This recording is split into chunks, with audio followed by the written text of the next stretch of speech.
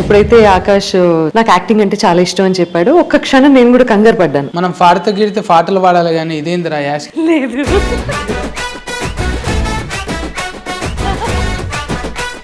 ఎక్కువ డాట్ కార్లు యాట్ కార్లు దగ్గర దగ్గర ఉంటాయి, అంటే చదువుకొని మీ భాష కనీసం ప్రొనౌన్స్ చేయడానికి కూడా తిరిగి రాదు తెలుసా. డాక్టర్ మీరు ఇప్పుడు అన్నారు డాట్ కర్. ఇదేంటిది సత్తి డిక్షనరీ? డిక్షనరీ మన సపరేట్ డిక్షనరీ. నమస్కారం సార్. సార్ నమస్తే సార్. అదే డిస్లో పెడుతున్నావు. థ్యాంక్ గాడ్ వచ్చారు సార్ మీరు. ఇంతకన్నా చూతుకాస్తున్నాడా?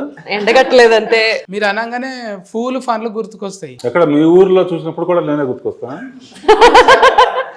డైరెక్టర్ అంటేనే పెద్దోళ్ళు కదా సార్. మీరు 100 సినిమాల మీదనే తీసిరు, ఇంకా 100 సినిమాలు అంటే తక్కువ ముచ్చట్నా సార్? ఒకటి తీయనికనే మాకు ఒకరు వచ్చినట్టు అవుతున్నది. ఇప్పుడు ఆ పిల్లగాడు ఎంత తిఫల పడుతున్నాడు. ఒక సినిమా తీయనికే మీతో ఎట్లా ఇచ్చిండు అంటానంటే ఇప్పుడు ఫల్టీ టాయిలెటెడ్ కదా సార్. మల్టీ టాలెంటెడా? అంత ఉండేపటికేనే జర తక్కువలో అవుతుంది అన్నట్టు కూడా కాన్ఫిడెంట్ ఉంటది కదా సార్ ఆయన మీద. కాన్ఫిడెన్స్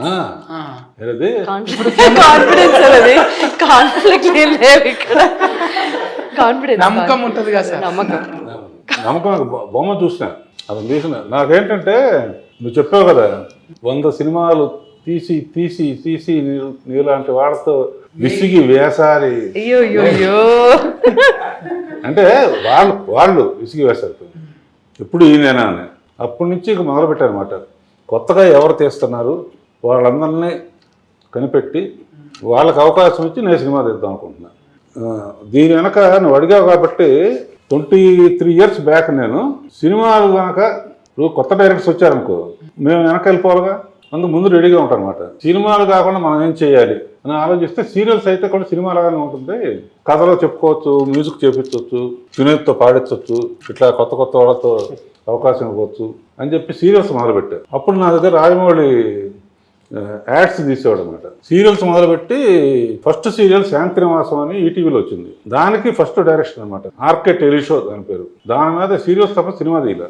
ఇప్పుడు ఆర్కే టెలిషో మీద సినిమా తీయాలి, నేను ప్రొడ్యూస్ చేయాలి, డైరెక్టర్ ఎవరు అనుకున్నప్పుడు మన శేఖర్ ఏదో బాగా తీస్తున్నాడు, కెమెరామ్యాన్ ఎవరు అని కనుక్కుంటే కెమెరామ్యాన్ అతనే, డైరెక్టర్ అతనేనంట. చూసి నాకు బాగా నచ్చి పిలిచాను, కథ చెప్పాడు. సరే కొత్త వాళ్ళకి ఎంకరేజ్ చేయాలి. కొంతమంది కథ విన్న వాళ్ళు మొత్తం నేనే మాట్లాడుతాను, విసుగుపడతాను. దానికి లేదు సబ్జెక్ట్ ఉన్నప్పుడు ఎంత మాట్లాడదు సార్. సజ్జి పెట్టారు సబ్జెక్ట్. కొంతమంది కథ విన్న తర్వాత కథ బాగుంది, ఇది కొంచెం తెలిసిన ఆర్టిస్ట్ ఉంటే బెటర్ అని కొంతమంది అన్నారు. ఆ కథ వినగానే కొత్త వాళ్ళు అయితేనే ఇది బాగుంటుంది. నాకు కూడా అతనిలాగా ఎక్స్పీరియన్స్ అని వేరే విధంగా ఎలా ఆలోచిస్తారా? ఎక్స్పీరియన్స్ అయితే నువ్వంటే ఎక్స్పీరియన్స్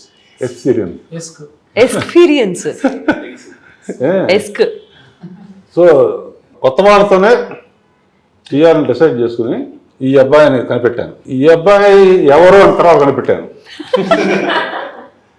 ఫస్ట్ అబ్బాయిని కనిపెట్టి తర్వాత అమ్మ ఎవరో కనిపెట్టారు. అమ్మని చూసి చేయలేదా కొడుకు?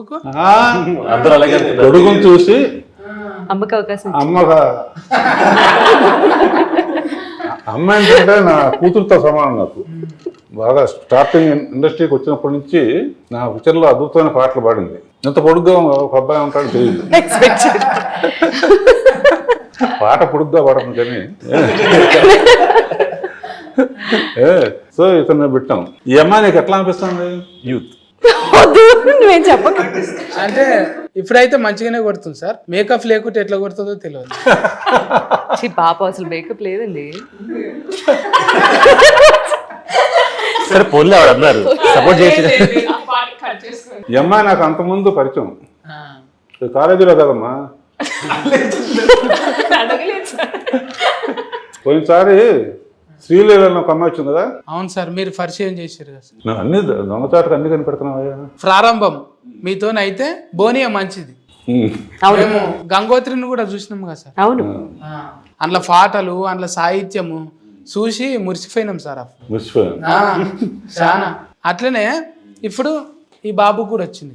ఆకాష్. ఈ అమ్మాయి కథ ఏంటంటే శ్రీలీలతో పాటు రోషన్ అని చేశాడుగా. 25 ఏళ్ల క్రితం శ్రీకాంత్తో తీశారు. 25 ఏళ్ల తర్వాత వాళ్ళ కొడుకుతో తీశారు. రోషన్కి అప్పుడు శ్రీలీలను పెట్టాల, ప్రాక్టీస్ కోసం అని ఈ అమ్మాయి స్టేజ్లో మంచి ఆర్టిస్ట్ గౌరీ అని నా దగ్గర ఉండేది, పిక్చర్ డైరెక్టర్ కూడా భావనాన్ని తీసుకొచ్చింది. ఎంత బాగా చేసిందో.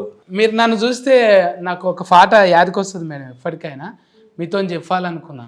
అదే అందంగా లేనా అసలేం బాలేనా అంటాని నాకు నమ్మకం వస్తుంది.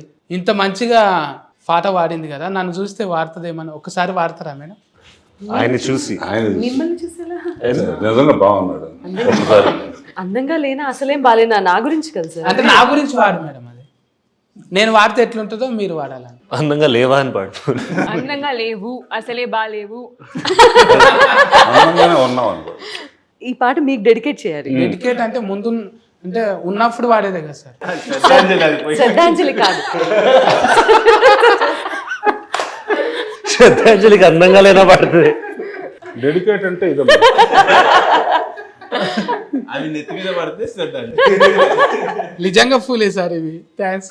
అందంగా లేనా అస్సలేం బాలేనా నీడు జోడు కాననా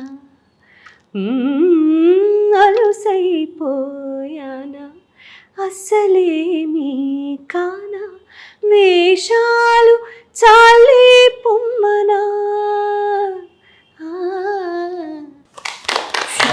సీటు కొట్టాలని ఉంది కానీ పెద్ద మనిషి ఉంది కదా. కొట్టండి కొట్టండి. వచ్చింది. మీకు అందుకు అలా ఉండిపోయాయి అది. ఇది సీటీ ఆసనం అంటారు దీన్ని. అయితే మేడము ఆ పాటలు పోయినప్పుడే నేను ఎట్లయితే ఇట్లా పట్టుకొని ఇట్లా ఉంటానో, మేడం కూడా ట్యూనింగ్ చేసిందంటే లోకల్ కార్డ్స్ ఎవరి మాట విన్నది. లోకల్ కార్డ్స్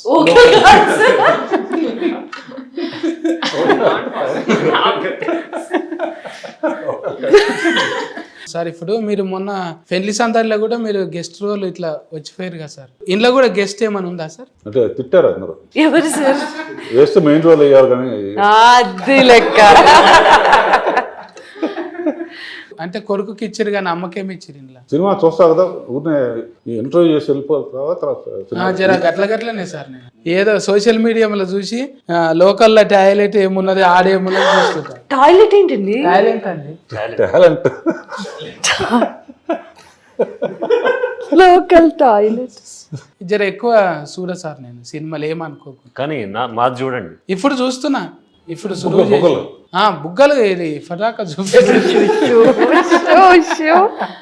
ఇందులో ఇప్పుడు కొడుకు సినిమాలో ఈవిడ గొంతు ఉంటుందా లేదా?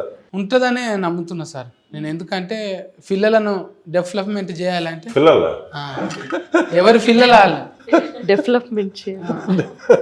అంటే కాకి పిల్ల కాకి ముద్ద అని లేము, హంస పిల్ల హంసకే ముద్ద అని.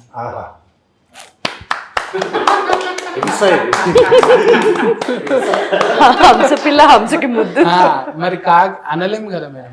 అన్నారుగా. సరస్వతి ఉన్నోళ్ళని కూడా అట్లా అనటం తప్పు అయిపోతుంది. ఇక్కడ లక్ష్మీదేవత, అక్కడ సరస్వతి. పిల్లగాడు నాట్యం ఆడుతున్నాడు ఇప్పుడు. ఆల్రెడీ జిమ్ బాడీ పెంచిండు కదా. ఎప్పుడు అనలేదా మేడం మీరు? ఏమని? ఏమిరా నువ్వు పాటలు నేర్చుకోమంటే ఏందిరా? పాడతాడు, ఎందుకు పాడు? మరి పాడతలేడు ఇప్పటిదాకా అడిగితే. కొంచెం సిగ్గు. కొంచెం చాలా. మీరు ఇందాక టాయిలెట్ అన్నారు కదా, టాలెంట్ ని టాయిలెట్ లో మాత్రమే పాడతాడు. హీరోలకు ఫ్యాన్లు ఉంటారు, హీరోయిన్ కి ఫ్యాన్లు ఉంటారు, కానీ డైరెక్టర్ల ఫ్యాన్లు కూడా అంటే మీ కాడ నుంచే చాలా ఉంది సార్. అది మేము చూసిన విశ్వనాథ్ గారు కానీ అంటే వాళ్ళని కలిసి అదృష్టం లేకపోయింది.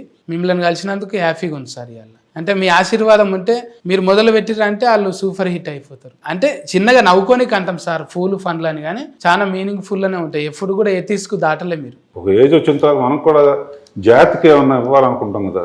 సైంటిస్టులు అందరూ ఒకడు బల్బు కనిపెట్టాడు, ఒకడు కారు కనిపెట్టాడు, న్యూటన్ ఏమో యాపిల్ పడితే గ్రావిటీ అని కనిపెట్టాడు.